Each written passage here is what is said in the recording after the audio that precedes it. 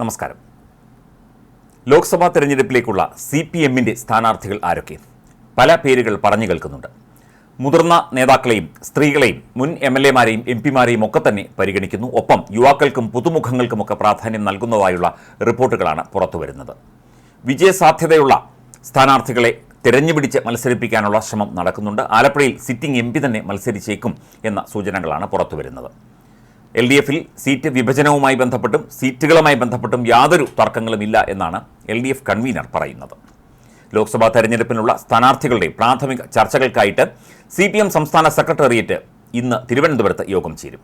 ഇതുവരെ പറഞ്ഞുകേട്ട പേരുകളിൽ ചിലതിലേക്ക് കൂടുതലായി ചർച്ച ചെയ്യാനാണ് ഇപ്പോൾ പാർട്ടി തീരുമാനിച്ചിരിക്കുന്നത്. 15 സീറ്റുകളിലേക്കുള്ള സ്ഥാനാർത്ഥി സാധ്യതകളാണ് നേതൃയോഗം പരിഗണിക്കുന്നത്. മുതിർന്ന നേതാക്കൾക്കൊപ്പം പുതുമുഖങ്ങൾക്കും സ്ത്രീകൾക്കും പരിഗണന കിട്ടിയേക്കും എന്ന് സൂചനയുണ്ട്. ഈ മാസം അവസാനത്തോടെ സ്ഥാനാർത്ഥി പ്രഖ്യാപനം ഉണ്ടാകാനാണ് സാധ്യത. നേരത്തെ സ്ഥാനാർത്ഥി നിർണയവുമായി ബന്ധപ്പെട്ട് ഇടതുമുന്നണിക്കകത്ത് ഒരു പ്രശ്നമോ പ്രതിസന്ധിയോ ഇല്ലെന്ന് LDF കൺവീനർ EP ജയരാജൻ വ്യക്തമാക്കിയിരുന്നു. കേരളത്തിൽ 15 സീറ്റുകളിലാണ് CPM മത്സരിക്കുന്നത്.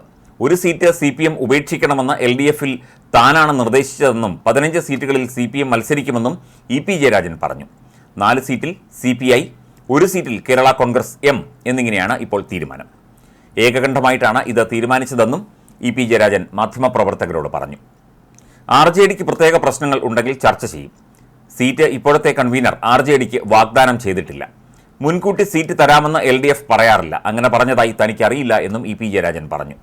കേരള കോൺഗ്രസ് M മത്സരിക്കുന്ന കോട്ടയം സീറ്റിൽ തോമസ് ചാഴികാടനെ തന്നെ മത്സരിപ്പിക്കാൻ അവർ തീരുമാനിച്ചിട്ടുണ്ട്. ഇനി അറിയേണ്ടത് CPMന്റെയും CPIയുടെയും സ്ഥാനാർത്ഥികളെയാണ്.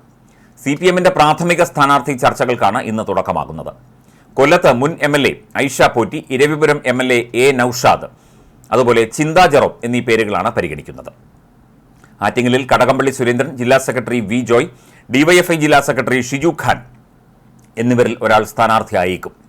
ആലപ്പുഴയിൽ സിറ്റിംഗ് MP ആയ AM ആരിഫിന് തന്നെ മുൻഗണന. TM തോമസ് ഐസക്കിനോട് ആലപ്പുഴ ജില്ലാ കമ്മിറ്റിക്ക് താൽപ്പര്യമുണ്ട് എന്നാണ് ലഭിക്കുന്ന വിവരം. ഇവരിൽ ഒരാൾ അവിടെ സ്ഥാനാർത്ഥിയാകും. പത്തനംതിട്ടയിൽ തോമസ് ഐസക്കിന്റെ പേരും പറഞ്ഞു കേൾക്കുന്നു. ഒപ്പം രാജു എബ്രഹാമിന്റെ പേരും ഉയരുന്നുണ്ട്. എറണാകുളത്ത് പൊതു സ്വതന്ത്രനായിരിക്കും മത്സരിക്കുക. ഇടുക്കിയിൽ മുൻ MP ജോയ്സ് ജോർജിന്റെ പേര് സജീവമായിട്ടുണ്ട്. പാലക്കാട് M സ്വരാജിനൊപ്പം A വിജയരാഘവന്റെ പേരും ഉയർന്നു കേൾക്കുന്നുണ്ട്. ആലത്തൂരിൽ മത്സരിക്കാൻ AK ബാലന്റെ ഭാര്യ PK ജമീലയിലേക്കും പാർട്ടി എത്തിയിട്ടുണ്ട് എന്ന് റിപ്പോർട്ടുണ്ട്.